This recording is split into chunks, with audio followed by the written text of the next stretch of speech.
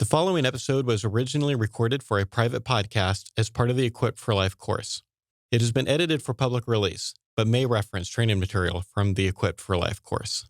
All right, so we are back with Ian one last time. There is no way we are not wrapping up this Ian, thing. You've been cut. Ian will not be welcome on a future podcast. That's correct. We are burning the bridges. I'm just saying, I'm not going to only favor one college student. Ian's not the new co-host of our podcast. That's not what's happening. He's turning red on I'm the sorry. webcam. I'm sorry. That's not what's happening. So, but Ian has had great questions. The only reason we had Ian on in the first place is he sent us an email with so many great questions, and it was like, let's bring this guy on. So I'm glad we did. No offense, Ian, but we are finishing this thing now. We've got two more really, really good questions from Ian. Take us away. I would be open to being a co-host on this show. I'm sure you would. Oh my gosh! If you want to talk about raising support and joining our staff, let's have that conversation sometime. That's an off-air conversation. Wow, that's just okay.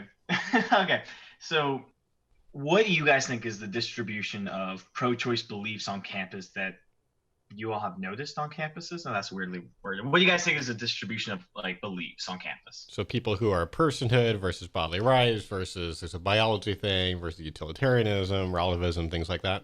Or some other thing, yeah. So I spent some time kind of processing this morning as I was thinking about that question. Here's what I'm actually pretty interested in seeing if my numbers end up being way different than your guys' numbers. I'm only thinking about college students. So just to start off, Sure. It was too hard when I try to work in when I'm speaking at a high school and I'm getting weird pro-choice questions or if I'm on Facebook or something like that. So I'm just thinking about college students, which means that's going to weigh towards people not so much arguing that the embryo is not living or a human. So I'd say I get about 5% of my college campus conversations. I'm having to deal with someone who's fighting the biology side. My guess is that 99% of the people I talk to don't think that the fetus is a person. Which percent was that? 99. At least believe it's not a full person. I'm talking about at the beginning of the conversation. I'm not like pro-choice college students. Right, not pro-choice. Not after if I've changed their mind, it might be different at that point. I was talking in the beginning, what's going on for them. I like something Trent Horn said one time where it's sometimes they think there's some value to the fetus. It might be a golden retriever to them. It's just it doesn't have equal rights. So I say 99% don't think it's a person. I say probably 95% also have a bodily rights thing going on that's influencing their view. I've got this I'm seeing Tim's face and I'm like, man, my numbers are really different from his and this is going to be really interesting. I don't know. I read this question, but I didn't think about the numbers, putting actual numbers on this. Now I'm thinking about numbers. Okay, so I'm just processing. My priest did this a week ago. We're doing these classes together, and he's like, I'm getting this vibe that you're really resistant. It's no, I just look really intense. You just have that vibe in general. This happens every other episode. I'm like, what am I saying that you're so? Every outreach picture of me, I'm having nice conversations with mine. I look all intense and serious because that's my concentrating. I'm thinking. I'm listening. Face. I need a veil of ignorance right here in between where I can't see what's going on Tim's, face. Okay. I'm just concentrating. So 99% not a person, probably 95% have a bodily rights thing going on that comes out at some point in the conversation. As far as a pure utilitarian, this is one that was really hard for me because I feel like I talk to a lot of people who there's utilitarianism going on. It doesn't always come out though. Or I might not always figure it out. It's too vague, and so we get through an abortion conversation, and they've got class. They might have been a full-on utilitarian the whole time. We just they didn't say something that triggered me we should kill all the toddlers or whatever. So I'm guessing probably something like 15% of people I talk to are full-on utilitarians that are willing to bite bullets, and probably an extra maybe 10 or 15% that are soft utilitarians, and it comes out in the conversation and we end up having a conversation about utilitarianism. Those are my best guesses as far as numbers go. Okay, so hearing your categories and hearing your numbers, what's going on in my head is when you're thinking about how to look at the different belief systems, you might be thinking of people who are certainly more solidly pro-choice, and by that I don't mean that they necessarily have fully formed arguments, but like as you ask questions through the conversation, Right. you're deducing, okay, this is maybe what's going on for this person, and then if you change their mind at all, it's because you're using an argument that responds to Yeah, that I'm category. not like, and maybe this is a mistake. Maybe this is like failing to answer all of Ian's question. I'm not thinking about the people that walk up to the pool table and they're like, I've never thought about this before. And sometimes we just have a conversation about something totally different, or maybe we have kind of a conversation about abortion, but it doesn't get very far because they've like never thought about it before. I'm not bringing in all of that. Maybe I should be. Okay, I think that's totally fair. Like for me, I would say there's probably somewhere between 10 and 20% of people that I talk to who are pro-choice for not very good reasons. They don't really fit in one of these categories. They don't really know what abortion is, and they're like the misconception people or something, where they've just kind of accepted it as the status quo and bought into the rhetoric and are kind of, they don't want to be judgmental, and so they just end up pro-choice. Usually there's some other things going on here, but they don't hold on to them. Yeah. I would say they fit in the 99% category of they don't think it's a person if it's 99%. I'm not sure. But they just need an explanation, and then they're like pro-life. I feel like there's sometimes that low-hanging fruit is like 10 to 20%. As far as the not a person category, I feel like there are subcategories there. Yeah. So a subcategory for me, I would say like, what is their definition of personhood, right? So I would say number one is some sort of like self-awareness or consciousness, even though they don't really know what that means. They think the brain activity and the mind of a person is what makes someone a person. Right. That's like the most common one I see. And I also hear things like the sentience or like the viability as kind of like the silver and copper runners for that category. Silver and bronze. Yeah. Copper. What? Bronze. I'm not a sports These are the person. pennies. I'm not a sports person. Yeah, yes, I meant. Like second and third place go to like something like the sentience or viability. Yeah, I think that's for me too. I think I would probably put the percentage of people that think that it's not a person a little lower, but not vastly lower. I think I might say 95. Plausibly even as low as 90. It's a little bit hard to say because a lot of my conversations, we don't end up going there. Like I'd always like us to go there, but we wind up on other things. So I'd say probably I'm going to say somewhere between 90 and 95. It's a lot, but also it doesn't always come up. Bodily rights is like a solid 100% of pro-choice people that I talk to on campus. If they're pro-choice, there's a bodily rights thing going on at some level. And a lot of my conversations are on the outskirts of those two things. Like that's where a lot of the actual action is, but we end up talking about difficult personal circumstances and poverty, and like a lot of time is spent on basically I'm just trying to out toddler a lot in the conversation and listening.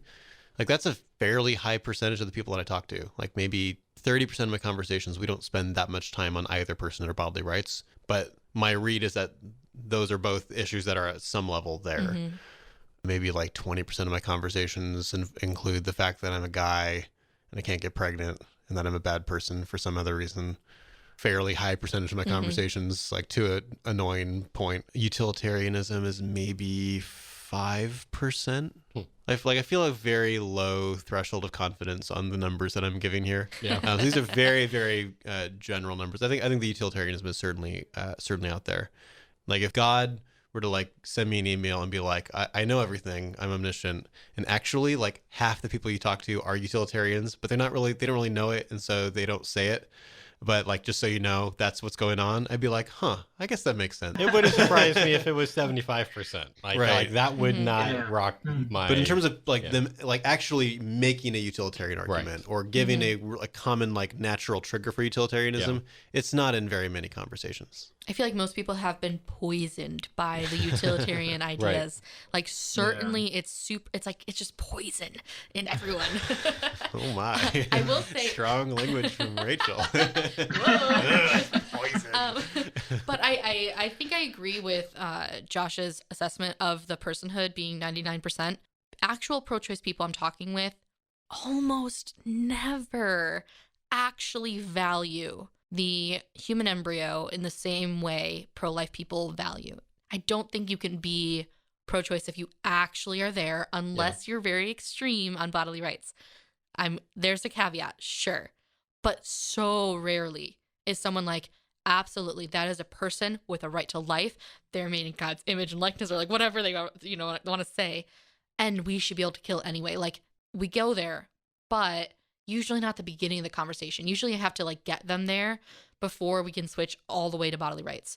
And I also have had some conversations where they are not a bodily rights person, and usually it's men. The rare man doesn't have any bodily rights things, and we only are talking about personhood in the conversation for sure. I think I disagree to some extent, or like I just need to make a distinction. I think there's a difference between someone who thinks the unborn isn't a person and someone who acts like the unborn isn't a person.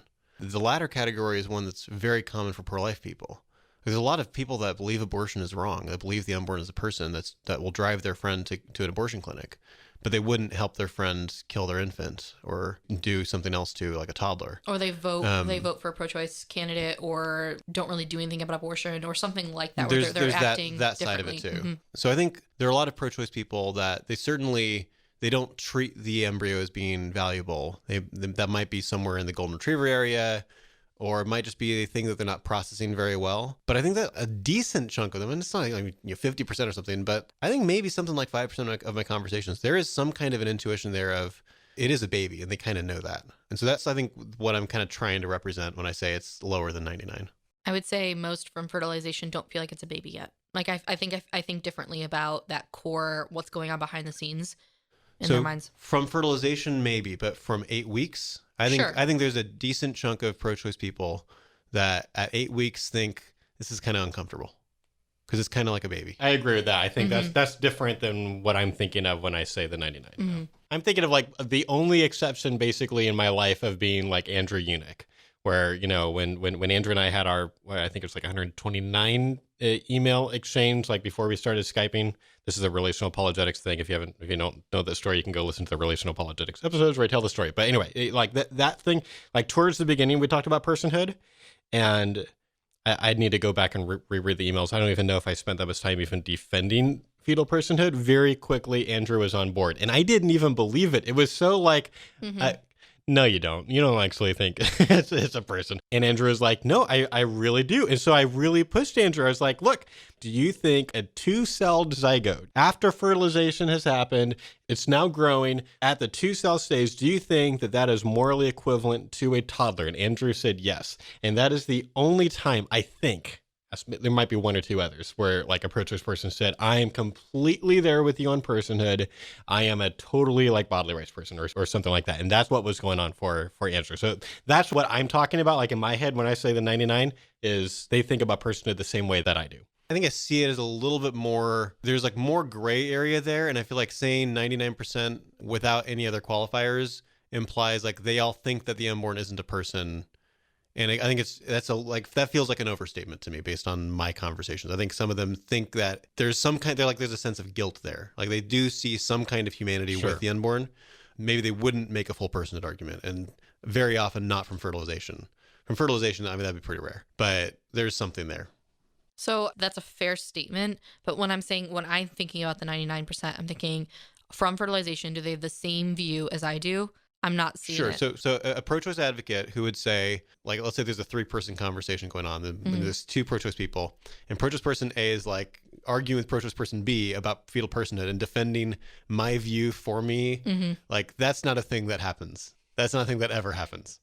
I basically think we agree. I do agree there's value to what you're saying is like, there's a lot of different subcategories here. Like you both have brought up subcategories. I was going for like broad categories because I just like, that's what I got from Ian's question. But you're right. There are subcategories that are within all of these things, bodily rights. How many of those people are actually right to refuse versus sovereign zone? Like there's lots of different things that I think there's value to that.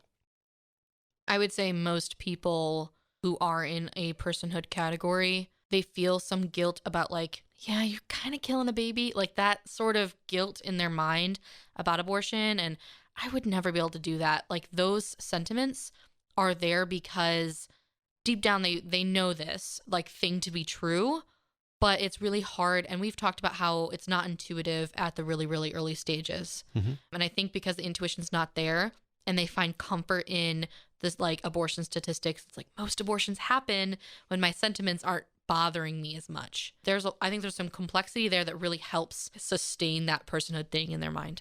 I think that's true. So I guess, what is your take on the Marquis valuable future argument case that's against abortion? Yeah. Do you guys want to like explain what that argument is? That would probably be a good idea. And if anyone says Marquis, you have to finish your sentence with a French accent. That's the rule. Well, I definitely don't want to have to do that. Marquis, excusez-moi, s'il vous plaît. That was good. Like, I'm so sorry. All right, I'm going to say it's a rule that Rachel always has to say Marquis now, just for just my happiness as a person today. I don't speak French. All right. And obviously neither do I. Like, we're all dealing with this thing where all four of us are not 100% positive about how Marquis pronounces his own name, but I've got 70% confidence that it's Marquis because I've asked a lot of people. But Let's be those jerks who are really informal and just be like calling him by his first name. I feel like it's possible that I actually asked him myself because I had an email exchange with Marquis back before ERI was a thing, because I was wanting to do an interview with him about this argument, and he was willing to come on. Maybe we'll do that in the future. The only reason we didn't do it was because there was a version of the episode that I wanted to do that would have taken a lot more research than I had the time to do at the time, which was Marquis wanted to go further than just talking about the basic argument, like what we're about to do. He wanted to less than talk about all the interesting philosophers who have written counter essays to my essay and why they think I'm wrong and what I think about their essays. Like, he wanted to go deeper. Was like, of course he did. Like, as a philosopher, he's like, I wrote the original essay like 20 years ago or whatever. We get it. He wanted to go deeper than that. But that meant I would need to then go find all the essays against Marquis, try to find his stuff back so I could kind of try to prepare and write interview questions. And just in that time of my life, it just was not a possibility. One day, probably I'm going to reach out to him and be like, hey, remember me? We should do that great thing that you want to do sometime.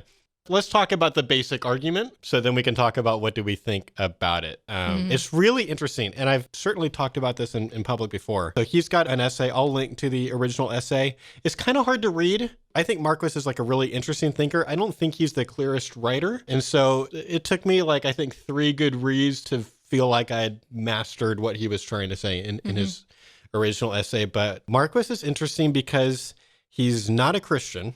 But he's a pro-life philosopher. As far as I know, he would self-identify as an atheist. And so he was coming in as he has a pro-life argument, and this is it's basically a pro-life essay, but it's coming at it from a totally different direction. He's not asking, should atheist philosophers think of embryos as persons with equal rights as you or I? He's kind of going around and asking a different question, which is, why exactly is killing wrong? Why precisely in an atheist worldview is it wrong to kill, let's say a 4-year-old girl gets shot down? Why exactly, basically everyone agrees that's wrong, but why? Because some people, he would say, there's some bad answers to this question. Some people would say it's wrong because it makes her parents and her family and her friends really sad. He's like, yeah, that's maybe part of it, but that's not all of it. And some other people would say, well, it makes the killer a worse person, it damages his psyche or his soul or something like that. He's like, yeah, maybe, but it seems like something's been wrong done to her. It seems like any answer to this question that doesn't say why this girl has been wronged herself, even though she's dead now, doesn't capture the entire thing. He wanted to know, how do you explain from an atheist perspective where there's no afterlife? It's not like her consciousness is going on somewhere and it's I'm really mad that I got killed. That's not where he's coming from. But he's but it seems like something's wrong been done to her. And his best answer to that was, it seems like something has been stolen from her. What has been stolen from her? What has she been robbed of? He said he thinks she's been robbed of the potentially thousands or tens of thousands of future valuable experiences that she would have had. And by valuable experiences, he means experiences that she would have valued in the future. So we're thinking about the kinds of things that basically almost all humans, if not all humans, appreciate. So eating great food and falling in love and having sex and all these different things that generally humans value those experiences. He would say maybe the worst thing that you could do to someone in an atheist worldview, maybe worse than torturing someone. I'm super anti-torture. He might say, yeah, but it's even worse to take all of those thousands of valuable experiences and they're gone. They never happened to this person. So that's his answer to why is killing wrong. And then he simply applies that to the abortion debate. He says, now, assume I'm right. if that's the most important reason why it's wrong to kill the 4-year-old girl, what if she's a 4-month-old fetus in the womb? It's the same girl. She's still got all those future valuable experiences. In fact, the fetus actually has some more valuable experiences because the 4-year-old has already had some of them.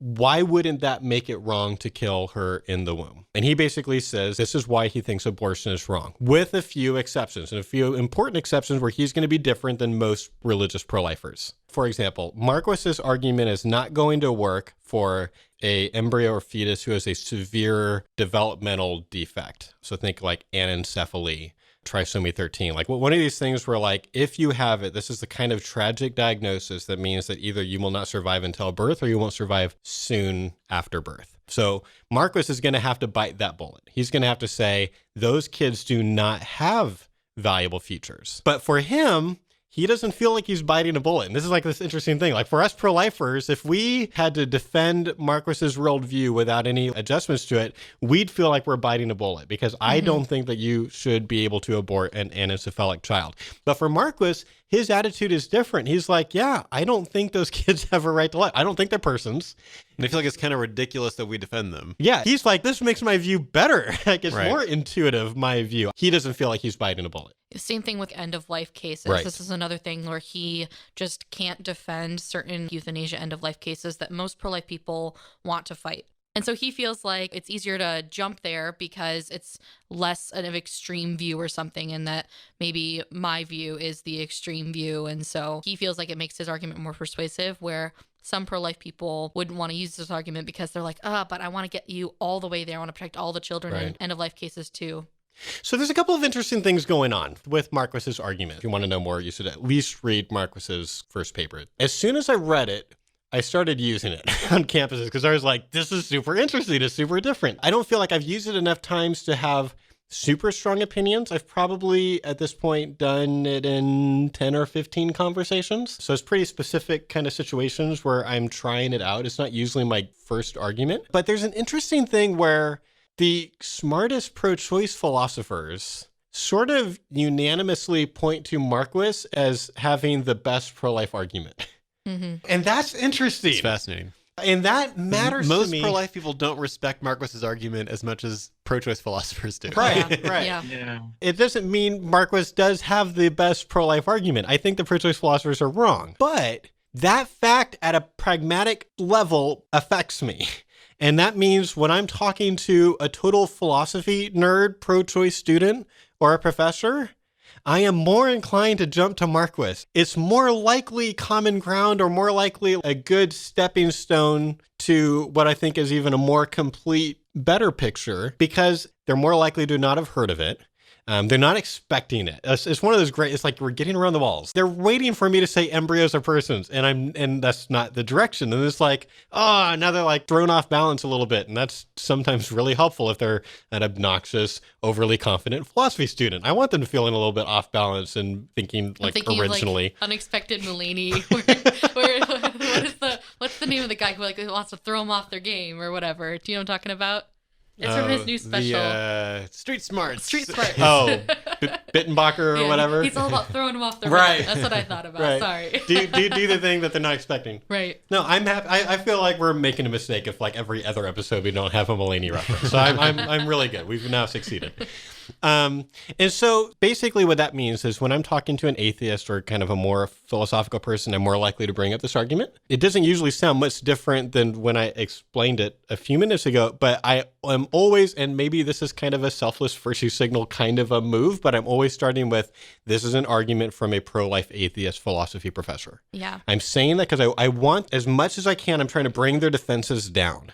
And I think so many, especially in the beginning of our conversations, their walls are up partially because they're expecting that we're making either actually explicitly biblical arguments or they're secret, kind of tricky biblical arguments, but we're just not using Bible references. But in the end, it all comes back to Christianity. And so just from the beginning saying, this is from an atheist philosophy professor, and I think it's a really interesting argument. I can explain it to you in like 60 seconds. I would love to hear what you think. I do that every single time, and sometimes it seems to work pretty well. The caveat to that, and I should just explain what I mean by it works pretty well. I have almost never heard a student at that moment counter it or even attempt to counter it. I feel like we do equal rights argument, or like the first kind of part of the equal rights argument, and it kind of sets them up. We're kind of like tossing them the ball, and they're going to say, but sentience or self-awareness or whatever, right? And it's good. Like, we want to have kind of a back and forth thing go on for them to see the incredible power of what the equal rights argument is doing. And here, I've got to sort of more just like explain this thing real quick. And I try not to do it in a long lecture, try to explain in about a minute. And usually what happens is they're a little stunned and it's like, that's really interesting. And they're not mad because I think they maybe feel like then they're mad at like one of their own, kind of a thing. Like there's this real powerful thing that just happened there where I said, this is from an atheist, don't get all, but they don't usually have a counter. And so then what happens is I've got to figure out now a way to have this conversation not just die a pretty quick death. Because if I make them wait too long, just like, come on, you got to come back to me. You got to come back with something or else you need to be pro-life now. Like they're just going to walk away. They're going to like stand there for 15 seconds and they'll be like, that's interesting. I'll think about that. I got to go to class and leave. Whereas if I let them have that awkward pause for a while, so at least they know they don't have a response right now, I might jump in and kind of divert to equal rights argument or some other thing. Like, let me throw out this other idea to you. Just to try to I want to keep them there, and I would rather them walk away with 2 pebbles in their shoe than just one.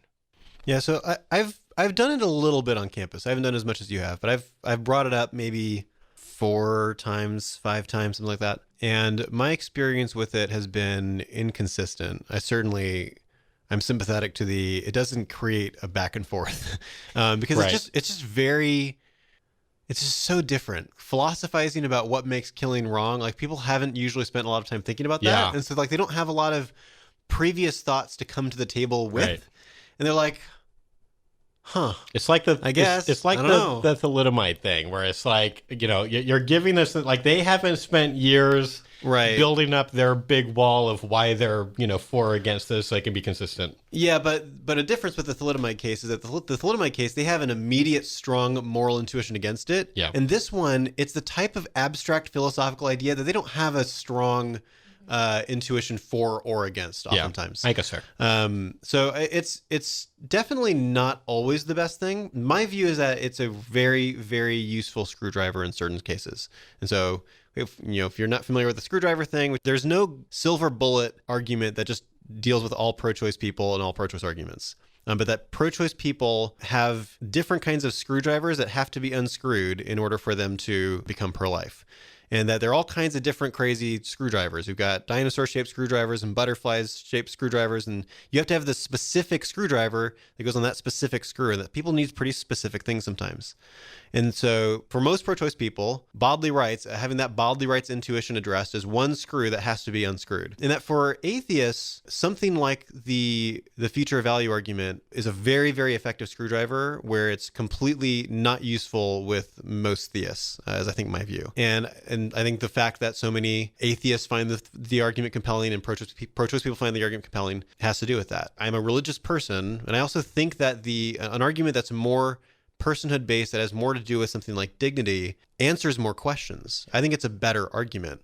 It answers questions like, why can't we mutilate corpses in really horrible ways? If it's just about experiences and, they're just rotting in the ground anyway, it shouldn't make a difference. But we kind of think that people have a certain kind of dignity, even when they're dead and they can't possibly experience anything. Or why can't you molest someone in a temporary coma and they would never know the difference? Right. So that'd be another example. Or Frank Beckwith's thought experiment about if you genetically modify a human being early on so that they'll never develop desires. Right. Okay, you've got this person who basically can't suffer. You can't mistreat them. And according to a lot of pro-choice views, nothing wrong is being done there because they don't have desires against what you're doing to them. And Frank Beckwith would say, and I would say with him, you've done this horrible thing to them by modifying them in this way. You've violated their dignity. So my view is that the dignity approach answers a lot more questions. It has better explanatory power. And so there's a lot to it. But I think that a lot of atheists just find the whole dignity approach very, very suspicious. Like you're smuggling in an image of God kind of stuff in there. Yeah. And so because of that, they're just generally resistant to it. Yeah. Again, we have atheists listed. I'm not saying all atheists, but like I think that's a general kind of a concern, is they just kind of don't buy that whole line of argument. And so because of that, this can be very, very effective. And I had one conversation in particular where it changed the person's mind. It was just exactly the right argument in this circumstance. I argued personhood with him for a long time. I was processing our conversation, and there was another pro-life student who's kind of upset, who kind of joined our conversation. A little bit of not with me, upset with like the other person. Okay. She wasn't very good at dialogue, so it was a little bit of a hard challenge. At one point, like she's kind of going on one of her rants, and I'm just like thinking about all the things that have happened in this conversation, and I realized, my personhood view isn't working with this guy. Right. He's an atheist. He is very frustrated with people that are opposed to euthanasia. And he also thinks that defending the anencephalic children is really stupid. It's like, ding, ding, ding, ding, ding. Yeah. And I just realized, man, it's like a perfect Marquis disciple or something. And so I presented the future value argument to him. He's like, that's exactly my view. Like, he's like immediately adopted. Like, this is exactly, like, I completely agree with that. Huh. And that was towards the end of our conversation. So for someone like that, like if someone's going to be like, the pro-life position is dumb because that means you can't kill people who are suffering, and like euthanasia, woohoo, euthanasia, or anencephaly, or like if the child's going to die anyway, why not just let him die earlier? That's stupid.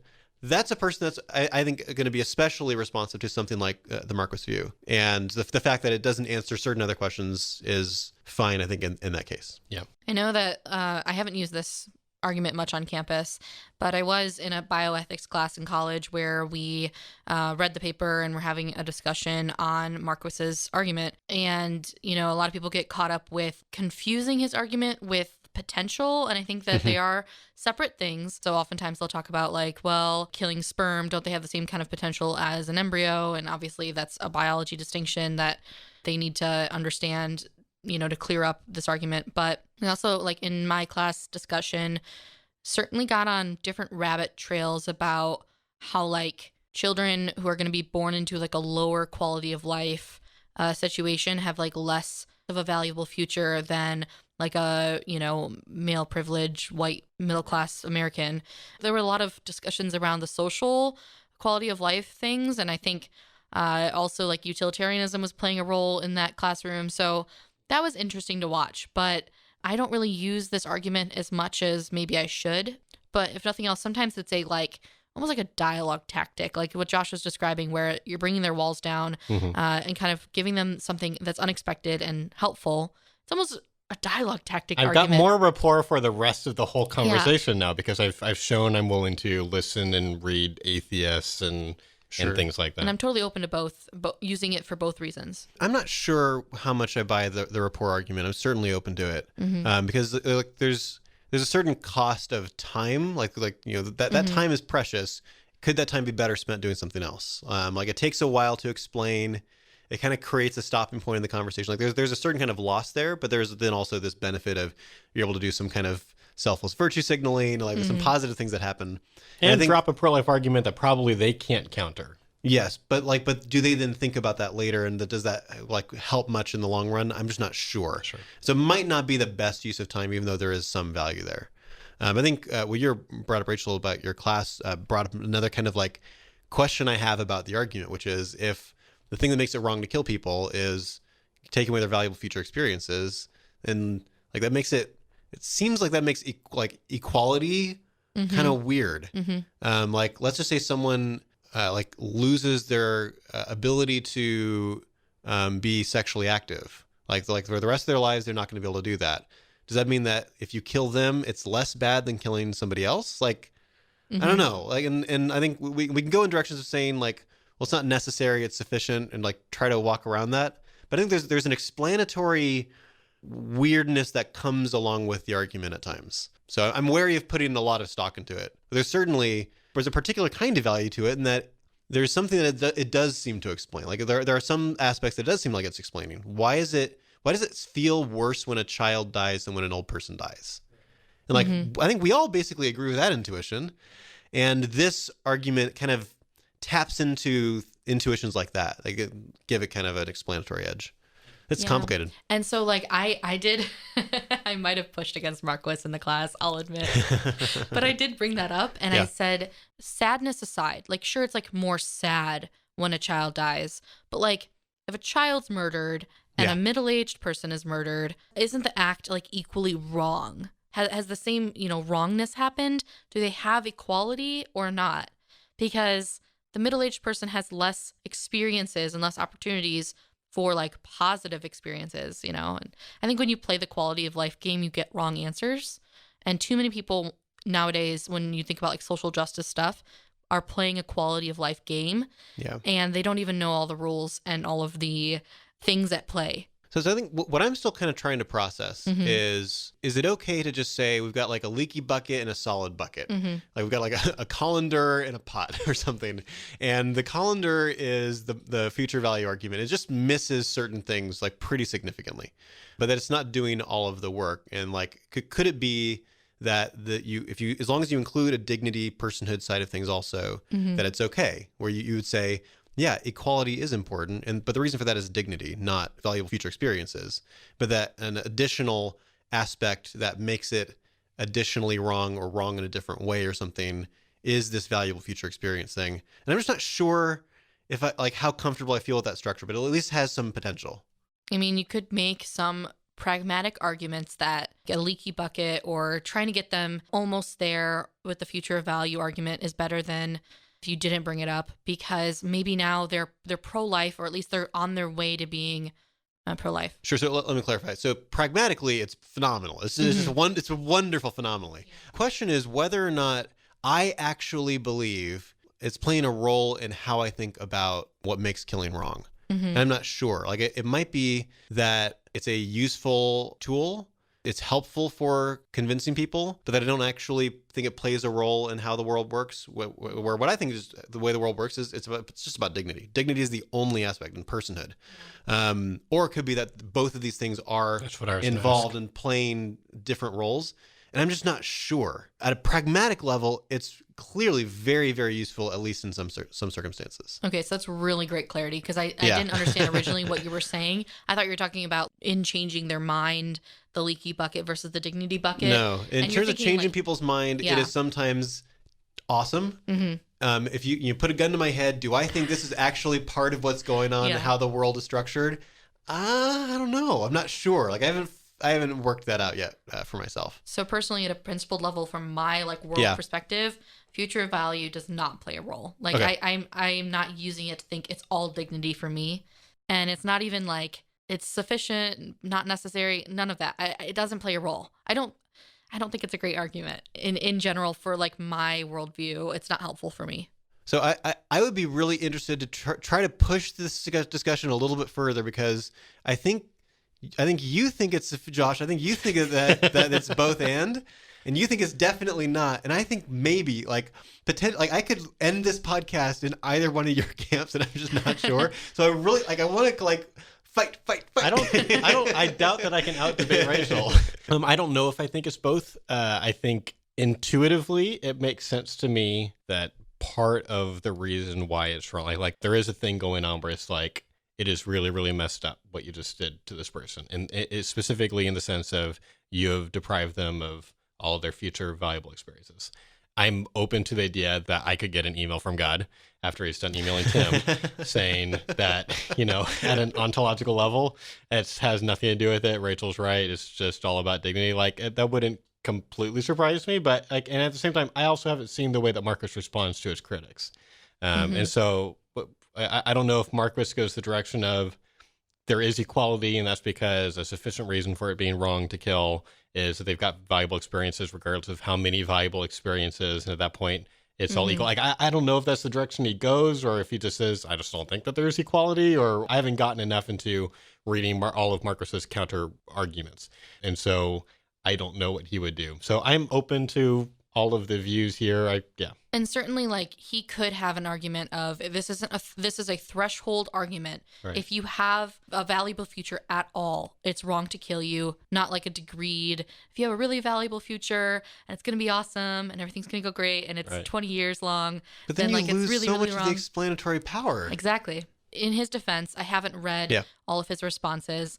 There's one particular objection to his argument that really was like the nail in the coffin for me, not wanting to use it, but wanting to include it in the way it influences my worldview. Mm-hmm. Sure. In Russell D. Silvestro's book, Human Capacities and Moral Status, he kind of introduces this argument and gives a pretty strong objection to it. So I'm going to do my best to explain the thought experiment he proposes. So he says, like, you are standing on a road, you're an observer, and you see a mob. And a mob is like chasing after a man. And they're going to kill him. They're going to lynch him. And you see them run by, and you have no ability to stop what's about to happen. Like, you have no ability to, like, call the police, get the mob to, like, break apart or whatever. And so this man's going to die a painful death no matter what you do. And he doesn't have a valuable future. He's a goner. And so there's nothing in Marquis's argument that makes a moral difference whether or not you, like, join the mob and participate, because he's not going to have a valuable future anyway. So you're not taking that valuable future away from him by participating. I really, really doubt that I'm gonna like counter Di Silvestro on the fly, but I'm gonna be super vulnerable That's and fine. make my attempt. To be fair, Di Silvestro wasn't arguing that it can't play any possible role. So it's a little bit of a different discussion that All we're right, having. that's fair. Mhm. My instinct is it feels like I'm not sure I'm going to be able to articulate this very well, but I'm going to try. It feels like it might make a Harmon-like mistake. So, think about Liz Harmon in the James Franco video. It doesn't seem to make sense to say that Marquis is right about, like, abortion is wrong for 4-month-old fetuses because they have all these valuable experiences, unless they were going to be aborted anyway because their parent has already decided, I'm definitely having the abortion. Like, I feel like there's something kind of like what Liz Harmon does there, or tries to avoid in her argument. And so that feels like a weird, like, The reason he doesn't have a future is because someone else is going to kill him. Right. Like, it's different. So, like, I think we can get around that problem, maybe make the case a little bit clearer by saying you've got a particular grudge against someone. Like, this is someone you've been, like, you were neighbors and you were always, like, setting each other's lawns on fire. Like you got, like, really, like long-standing grudge, and he's dying of cancer. uh-huh. And you don't want the cancer to take him. You want to be the one to do it. And so, like, the day he dies, or the day he was going to die of cancer, it's not because someone else is killing him. He's just dying naturally of cancer. You smother him with a pillow. Yeah. I feel like that does a better job than the mob thing is not very persuasive to me right now. Okay. But I'm tracking with that. I feel like there's a distinction. I'm not exactly sure what the distinction is. I think I know what the distinction is. I'm not sure how important it is, but at least at a persuasive level, it might be relevant for you. And so I think it's fine to shift to this example because it's maybe a little bit clearer for you. Right. I'm tracking with the Harmon kind of concern. So if I'm talking to a pro-choice person on a campus and I give them Marquis, and they're really sharp and they respond with this cancer case, like what my response is going to be, this might not be the best response, but what I'm going to do at the moment is I'm going to say, so I don't think that the future of value argument is a necessary condition for it being wrong to kill someone. I think it might be a sufficient one. And so in this case, you're talking about a person who doesn't have a valuable future. I don't know what Marquis would say about that case because I haven't read every single thing that he's written on this argument. What Josh would say is that it is wrong to kill people who have human dignity. Like, I'm gonna punt dignity, Right. and call it a day. I'm not gonna call it a day. I mean, like, I'm gonna let them respond. We're gonna have a whole thing. But like in the end, like right now, what my actual moral view is I'm not thinking future of value is like the necessary reason why it's wrong to kill. I'm just going to go, I think it's wrong to kill people. But you think it actually is sufficient? I think it might be sufficient. I'm not willing to say like this is where I'm camping You're for the rest leaning of my on it life or something, or there is like, some kind of a persuasiveness thing. Like my intuition pumps like Marquis. yeah. Okay, so that's helpful. So this is where I want more of a fight to happen. Rachel, why is that not good enough? Why is it not good enough to say this is a sufficient thing, but it's not necessary? And that explains why it's still wrong to participate in the killing of the person in the lynch mob.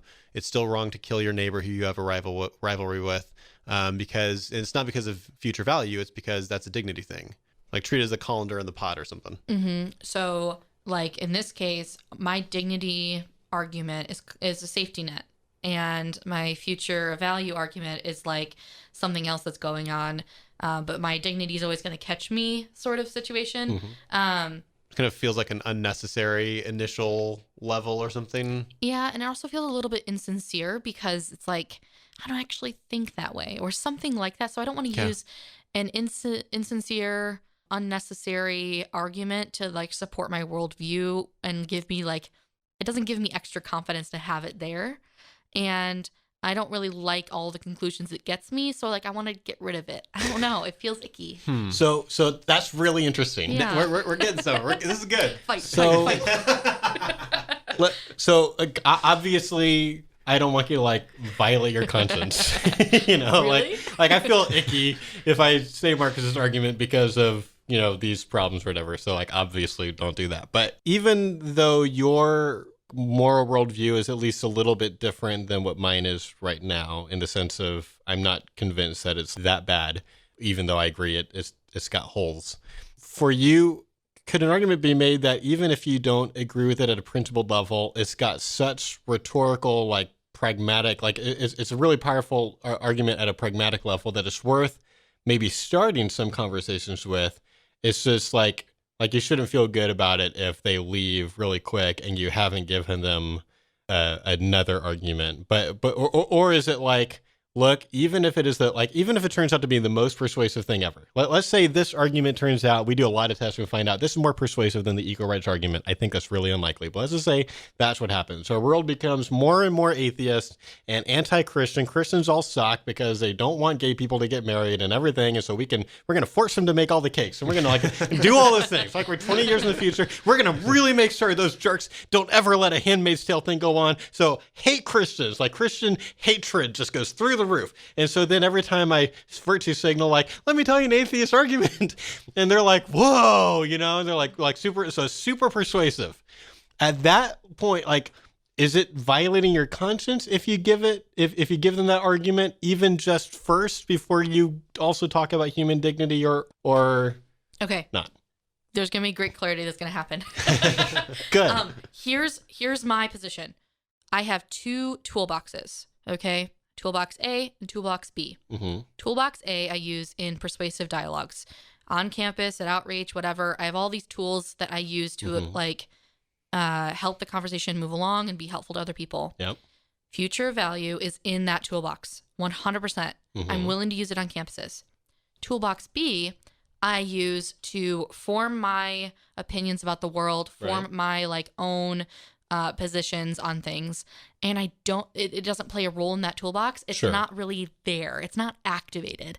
I'm like just not using it because it feels icky and it doesn't help me that much. So I feel like I'm basically in the role of defending the Marquis argument. It just kind of because of the nature of how the discussion is going, even though I'm actually like undecided personally. I want to push back against you, Rachel. So I think it seems like from what you said, part of what's going on here is it's unnecessary. Like the dignity is a catch-all. That's my safety net. That's safety net, and it gets everything. Mm-hmm. And so I think I want to try to make a thought experiment, and the only version that's in my head is a little bit dangerous. So like stay with me, and please don't misunderstand this. Fight. You have my attention. In my thought experiment, I hit my wife. That's not a thing that I do. It's not a thing that I advocate for. When did you start hitting your wife? Listen to Tim virtue signaling. just stay with me. Maybe he does hit his wife. So here's the thought experiment. So Bethany and I are having a dialogue about politics. In the thought experiment. In the thought experiment, yes. Mm-hmm. It's not a real thing. It's not a memory. It's just a thought experiment. So we're having a debate about politics, and she gives me an argument that I don't know how to respond to. And so because I'm frustrated because I can't respond to her, I slap her in the face. Now, spousal abuse, like by itself, is totally sufficient. Like, obviously I did the wrong thing there. Mm-hmm. But I think that doesn't mean that I also didn't violate the proper conduct of dialogue. I think that's also a bad thing that's happened. It's the less important bad thing that's happened by universes. But it's still also true to say, well, you violated those, like the rules of conversation is you don't engage in physical violence just because you don't have an answer to an argument. So it's like evil act and bad manners. Yes, like both. It's still bad manners of dialogue, even though that's less important than the fact that spousal abuse is wrong. But it's not just like at a pragmatic level, you've made it hard to like have the dialogue. Like at a moral level, like there's a principled problem. I've violated multiple things is my actual view. One is way more important than the other, but I think I have actually violated multiple things. So this is basically my current view. That's good. Okay, so yes, it's true that I'm on board with like you've violated multiple things. Yes. And obviously, if I'm sitting in the room, my first response is not going to be, aha, bad manners. Don't write that as a practical dialogue tip, Tim. Right, like bad manners, and also bad husband. Bad form, Tim. Bad form. Right. Flag on the play. Right. Obviously, we're joking about it because that's so obviously ridiculous. Does everyone understand? All right. Okay, so of course, but I don't know. I feel like there's something different going on with the future value argument in my toolbox, and I'm not sure what it is. I'm not sure either. And if the bad manners, if like my way I was raised and conduct of conversation or something sometimes led to really bad moral answers that violated that like the more fundamental good versus evil thing going on. I feel like I'm not going to allow manners to like play a role in the way I think about situations, or I don't know how to even use this as an analogy anymore. I feel like the argument is like leaves something to be desired because I don't think in this case like the manners by themselves are the problem. If you apply them universally when they're not supposed to, then there's a problem. Like if you say, well, people can't ever have a conversation about one subject until they finish another subject. That's part of the rules of conduct.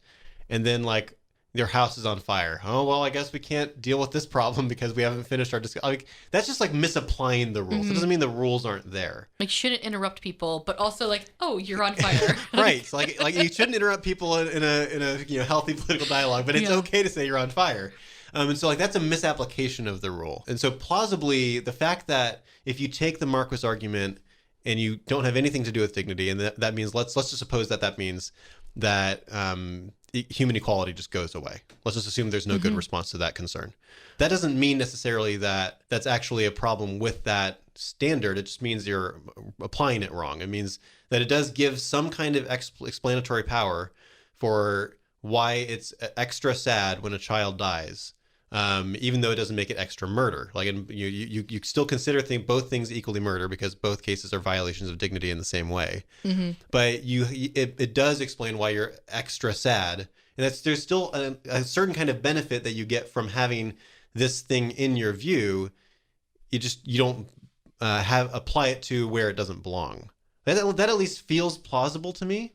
I think it's plausible. Sure. I'm just not there. Like right now, I feel like my toolbox is working fine without it, and I don't want it like being extra junk that's like rattling around in there or something. And I'm doing a Sherlock Holmes, like I don't need to know that. Like something like that. That's helpful. I'm not sure. So given that, I think so maybe the thing that Josh that you would need to do to convince her, and I know you're not like married to this position, but you do lean towards Let's say I wanted to. Then what you would need to do, I think, and this might be the same for me, is explain a thing that like I think I can't explain with everything else in my toolbox. Like it might be you've got some other way to explain why it's extra sad when a child dies than when an old person dies, and you don't have to resort to saying valuable future experiences. But plausibly, if Josh or Don Marquis push you hard enough, you'd find that your toolbox is a little bit lacking. Right. And that'd be a reason to bring it in, but only in a specific area. Totally agree. I think that's reasonable. That is the direction that I was inclined to go. Is to say like we agree that humans are intrinsically valuable. Yes. So it is equally wrong to kill, regardless of is it the president or is it a homeless person. There is a thing where like murder is equally, those are both equally valuable people at an intrinsic level. Even though the president is, generally going to be a lot more instrumental. Like he'd have to be a really bad president for him to have like less instrumental value. Insert right? sassy comment here. Yeah. Right. And so like I'm inclined to try to figure out like why would you end up agreeing that our society's instincts are correct, that it is extra sad when a 4-year-old girl gets killed versus a 54-year-old woman. If they're both equal, you need something else there, I feel like. Unless it's just like something like, yeah, our society is just wrong. Like we're just like, it's for the same reason that like we value squirrels more than, insert ugly animal here. Like Sure. we treat chickens terribly, but like, cute squirrel, like we don't want to do anything when the squirrel can do less functionally than the chicken. Like unless it's just like, yeah, we're just wrong. Like 4-year-old girls are cuter and we've just got this like kind of instinctive nurturing thing that happens and whatever. Like it's not even a real thing going on. Unless you kind of went that direction, I'm not sure how you end up believing that it's more sad when the 4-year-old gets killed. Again, more sad, not more morally evil to kill. Correct. So I am informed by the things that like I think Marquis actually is dismissing as like reasons why the murder isn't murder. I don't know how to explain this. But when he says killing a homeless person isn't as sad as the 4-year-old, but that's not why it's wrong. Like the things he's dismissing where I think it takes a worse kind of person to murder a 4-year-old. So like it hurts the murderer and the family and like those other things that he isn't including in the moral assessment, I'm including in the emotional assessment. Yeah, I don't think that's all there is, because if you have these two different cases where the homeless person who's an adult and has had a bunch of valuable experiences and now he's just kind of down in his current situation, if he is murdered and that murderer has the exact same negative consequences internally as murderer B, who kills this 4-year-old girl, and let's say that it turns out that in both cases they had families that end up being really, really sad. Like the homeless person, he's not homeless because he's like screw my whole family and I'm just gonna do my own thing. Like he's like, everyone has been desperately trying to love him well and try to help him, and he's just like in this place where like he's not accepting it, but they all still really, really love him just as much as the 4-year-old. I still think it's more sad that the 4-year-old got killed for some reason.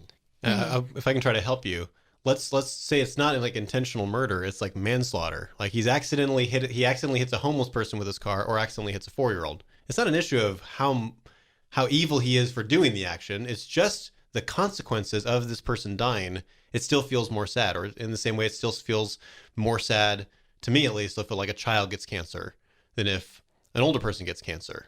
So it's like, I don't think it has to be based on like the moral harm to the person that's doing the killing. I feel like the future value argument isn't an argument for how we should feel, though. I feel like it's an argument for the morality, and that's why I don't feel like it's supplementing my toolbox and, I don't know, my compass for how I should feel about these situations. Yeah. It doesn't feel like it's applying there. I don't know. So I think... Sorry if that's not sufficient. That's of what okay. You're looking for. That's okay. Marquis is definitely doing a different thing with his argument than what we're doing in our discussion right now. Yeah. But I think what we're doing in our discussion right now is valuable because we're trying to answer the question of whether or not Marquis's argument has a role to play if you already have this totally sufficient safety net that deals with personhood and dignity. So I think this question does actually relate to Marquis's argument, because this helps us determine whether or not it has a place in our actual worldview or not. So if it was a degreed like future situation, then and it can inform your emotional compass. Maybe it's playing that role, but I don't feel like that's what it. I feel like that's like a manipulation of his argument, or you're changing it into a different tool. I feel like we're too far removed. I don't feel like I am, but Okay. I'll grant you that we're pretty far removed, and I certainly am more in a place where I need to process than that I can like come to a conclusion. Yeah. Interesting. It's but been I'm a just not good sure. discussion. Yeah, it's a good discussion. We got a lot further than I thought we were going to Yeah, go. me too. Ian, do you want to jump in or give any feedback to the discussion you've been watching? Yeah, so actually, this is going way back. I just wanted to watch all that play that's out. fine. But yeah, so Josh, I think all of you kind of says, but Josh is really the one who pointed out that it might not always work because it kind of shuts the other person down because like, oh, okay, It's a I don't have weird. anything to say to that. Yeah. So do you think there's a way, because like the strength of the equal rights argument is that it kind of builds a conversation with someone, like builds all their ideas. Do you think there's a way to restructure the Marquis argument so that you're actually building ideas with someone instead of just telling them an argument? Do you think that could make it a lot more effective? And do you see like an avenue to go about that right now? So yeah, it's a good question. So one thing I've done is I've actually just tried to see if they can come up with the answers themselves. I just ask them, I put the question in front of them, why exactly is it wrong to kill? Assuming an atheist worldview, and just see what they come up with and try to do that more dialogue-like and let them kind of struggle with it and maybe come up with some of the answers and then just kind of interact with that. That's one thing I've done. I think that's the only other thing I've tested with it.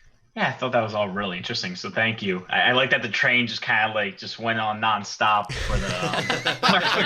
That was a very nice took way to off. say I thought that. was great. I was just enjoying and listening to all It was that. nice that you guys rambled forever. No, it was. I mean, I'm here to listen to you guys. I think that was what was great. It's not. Yeah, it was really great being on the show with you guys. For three parts, which I was shocked past at number 2. Thank you for asking really good questions and being willing to come on with us. We really enjoyed this. Yeah, this definitely makes me feel even more confident that we should do this kind of a thing more often. Yeah. So if you're listening, you're like, hey, I can fill Ian's shoes. I can ask better questions than Ian. Come on. You got to send us the questions first. Yeah, send us the questions first. And Some questions are better than others. And so.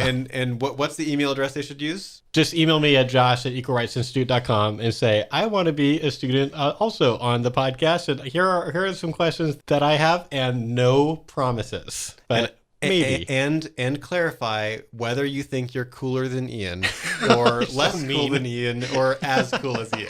It must be in the form of a syllogism.